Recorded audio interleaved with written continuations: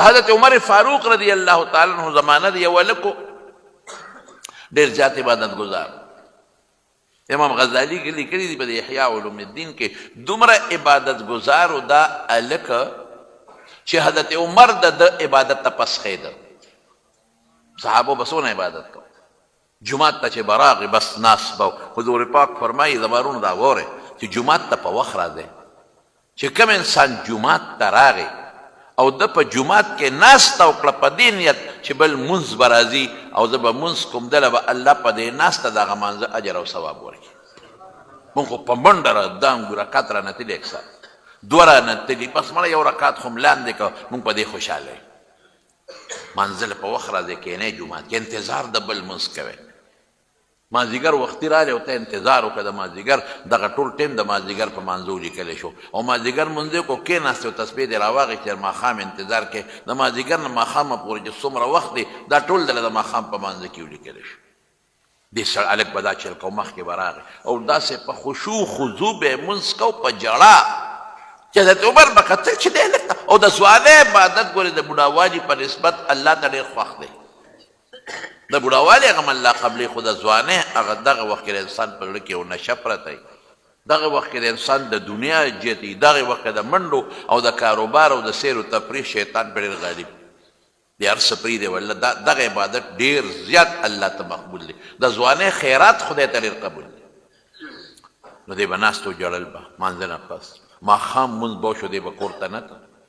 دی به ناست و د ماښام د مانځه نه پس او خپل نفل به یې کول اوابین او بیا به ناست و الله ته به ژړل او غاړې ته به ناست و نه چا سره خبرې نه اترې نه امیرالمؤمنین چې به راغی هسې به یې وکتل جومات کې به ناست و په سترګو به یې اوښکې را روانې وي ژړل به. حضرت عمر دوی چې دا هلک خو نوجوان هلک دی د عبادت ته زه پسخېږم، دومره ښایسته ښکلی عبادت په ښکلې کوئ، منډې به نه وهئ په عبادت کې، مزېدار عبادت لږ وکړئ خو ښکلې عبادت وکړئ. ژړل به الله ته او نوجوان او ښایسته خوبصورت هلک. بیا چې د ماسخوتن مونځ بیا وکړه د مانځه نه پس په بیا جومات کې لږ ساعت په ناست و، بیا به پاڅېد غلی غوندې. نو بیا یو پلار و او هغه بوډا پلار له به لاړه غله به بیا چاپي کوله، د هغه خدمت به یې کوه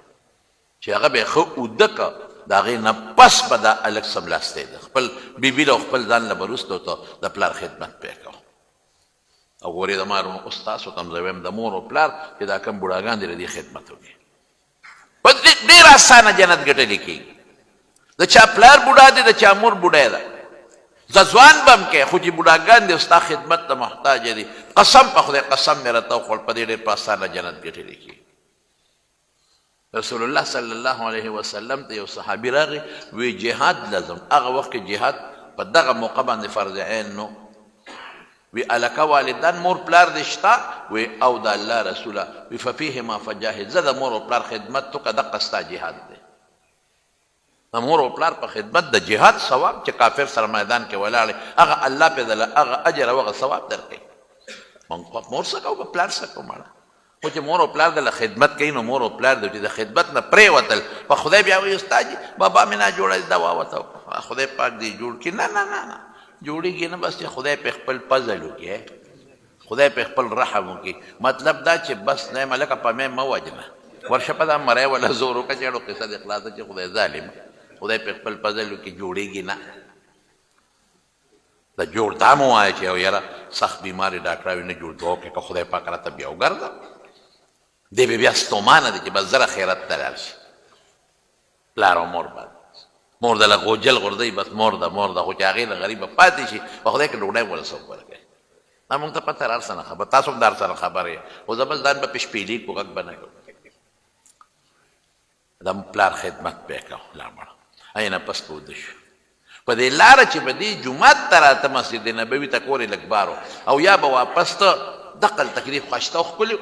یو جینۍ و په دې لږ مینه وه، هغې وله ټیمونه نوټ کړي په لاره کې به ورته ولاړه خو ده به بره نه کتل سر به یې ښکته کړی. دا د رسول الله مبارک صفت هم چې په لاره به ته سر ټیټ په یعنې سر مبارک به یې ځمکې ته ښکته کړی و حضور پاک په روان په چا مې نظر ونه لګي. نو ده به سر ښکته کړی و دغه جینۍ ته دغې ښځې ته د چته په ژوند کې نظر نه دی کړی او هغې به اواز هم پې کاو په دغه لار چې به کله ته دې جینۍ به پې اواز هم کاو هغې به کوشش کوو چې دا هلک ځان ته زه مایل کړم خو ده ورته چېرته نه دي کتلې. یو ځل په دغه لاره باندې ماسخوتن مونځ یې وکړو چې کله واپس ځي نو هغه جینۍ ورته اواز وکړ ورته یا انسان یا هلکه ته انسان نه ته زړه نه لرې تا ته د اوازونه هم کوم ته لږ ما ته وګوره زه څنګه ښځه یم. او واقعي دغه جینۍ ډېره زیاته خوبصورته وه هم په مدینه کې خوبصورته جینۍ وه. ته زړه نه لرې ته څنګه انسان یې ته لږ ما ته هسې وګوره چې زه څنګه یم. بس دقه وخت کې شیطاني سوچ دله راغی او هغه جینۍ ته یې داسې وکتل او ډېره زیاته خوبصورته وه او ډېره ښایسته وه او ورته وایي ګوره زه چې په دې ځي یم تا ته دقلته زه ولاړ یم چې ته راځې زه راته دقه ځای ولاړ یم او زما انتهایي بس زما ستا نه بغیر زندګي نه تېرېږي زما ډېر زیات خوښ او ما ته مو ګوره زه مالدار یم مال مې شته حسن مې شته او عزتدار کورنۍ سره مې تعلق هم دی داسې هم نه چې ګلې څه دم یم او یا څه زناکار او پلیت یم د دنیا خلک مې غواړي بس ته مې خوښ ما ته نه څنګه انسان بس د زړه کې شیطاني وسوسه راغلی شیطان خوش ته که شیطان خو ډېر لوی لوی خلک اړولی بس شیطان ورته خپه کېښود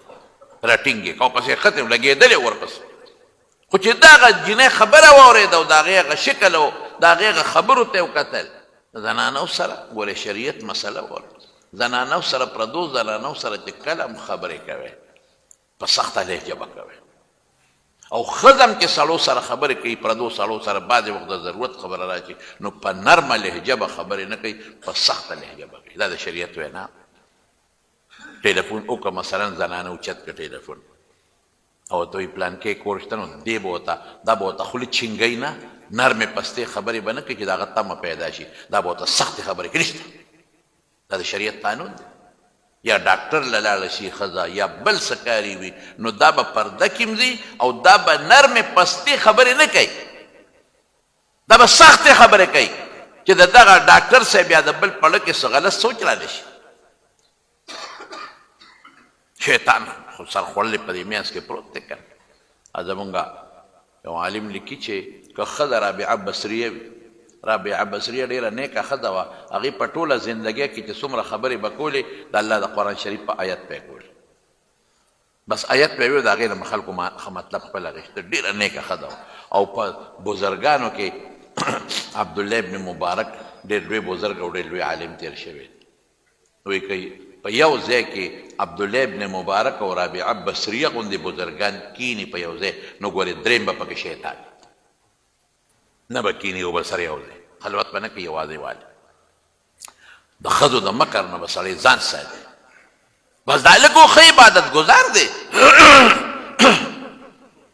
خو د دغه جینۍ خبرو پې اثر وکړو بس د ورته وکتل او کتو سره یو قدم واغېست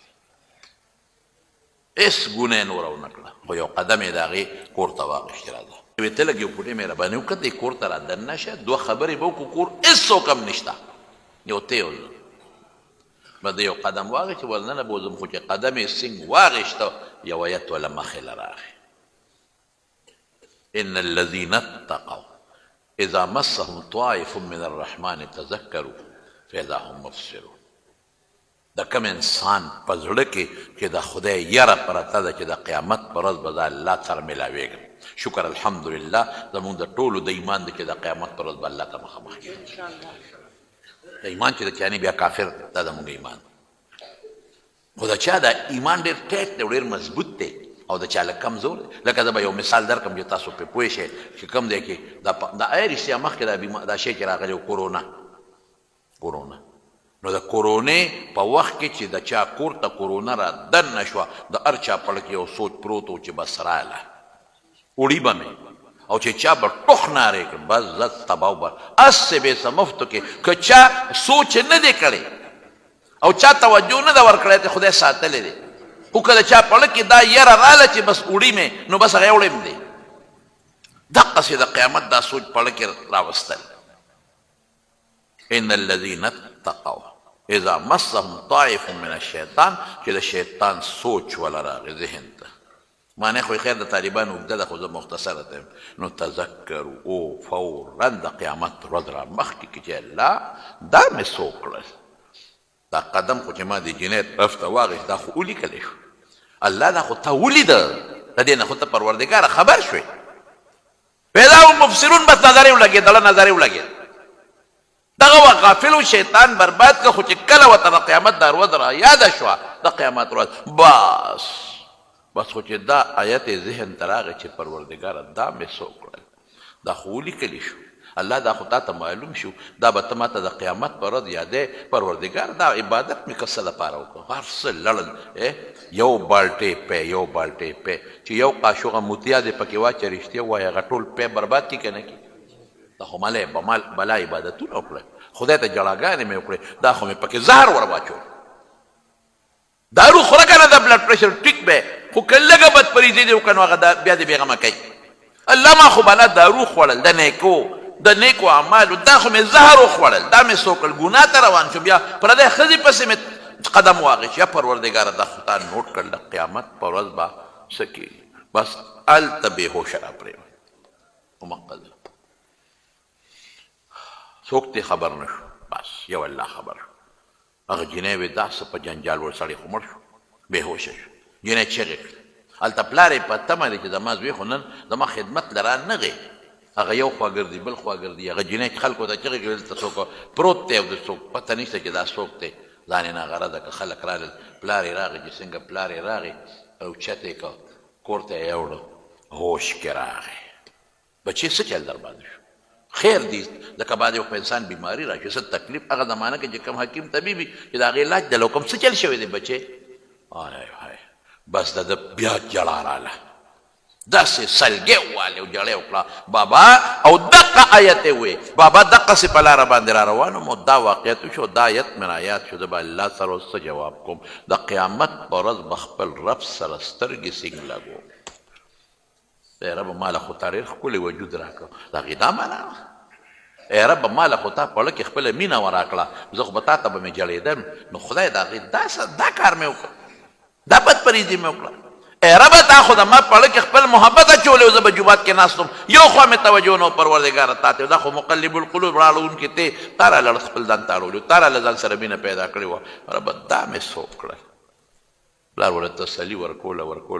وی نه بابا قیامت په ورځ به زه خپل رب سره مخامخ کېږم ما ته به الله وي پردی ښځې پسې ګواښ دې وکړه لاس دې واغېش او بیا دا آیت وې تا چې ما راته وختي ووې ان الذين اتقوا اذا مسهم طائف من الرحمن تذكروا فاذا هم مبصرون دې ووې نو چغې ووالو بېهوشه پرېوته او ساتې ووته حالانکه الندم توبه حدیث کې راځي چې کوم انسان ستومانه شو به دا توبه ده چې دې وجړل په ګناه دا توبه ده لیکن هغه ذهن کې هغه شی د الله بس جړا وه ذهن کې هغه شی پرېوت چې دا ما څه وکړل خلک راغلل شپه وه خښې کړه حضرت عمر فاروق رضی الله عنه بل ورته تپوس وکړه یاره دلته به هغه نوجوانه لږ ناست و او ډېر ښایسته عبادت به یې کړو د هغې عبادت ته خو به زه پسخېدم نشته وی صاحب خو مړ شوی دی نو وی بیا وی بس خو مړ دی جنازه هم شوې ده کفن دفن یې شوی دی زر حضرت عمر راغی وی یو بوډا بابا یې شته دی د هغه خدمت به یې کړو چې راغی پلار ته یې ورته وی هلکه وی خو دا چل شوی یقین وکړئ امام غزالي لیکلي دي صاحبه پلار حضرت عمر یې لاړ قبر تاسو زه ولې نه خبرولم ما به جنازه کې شرکت کړی ما به جنازه کړې وی د شپې جنازه و موږ ته تکلیف نه درکوم بس نیغ ورغی قبر له حضرت عمر فاروق رضی الله عنه یې په قبر دا آیت وی چې دا وختي کم وی ولمن خاف مقام ربه جنتان چې دا چا په زړه کې دا یری چې زه به الله ته مخامخ ودرېږم او ما سره به الله څه کوي ما سره به الله زما د عمل حساب کتاب کوي هغه له یو باغ نه باغونه د جنتونو به خدای پاک ورکوي د قبر په خوا کې ورته دا آیت حضرت عمر فاروق ولوست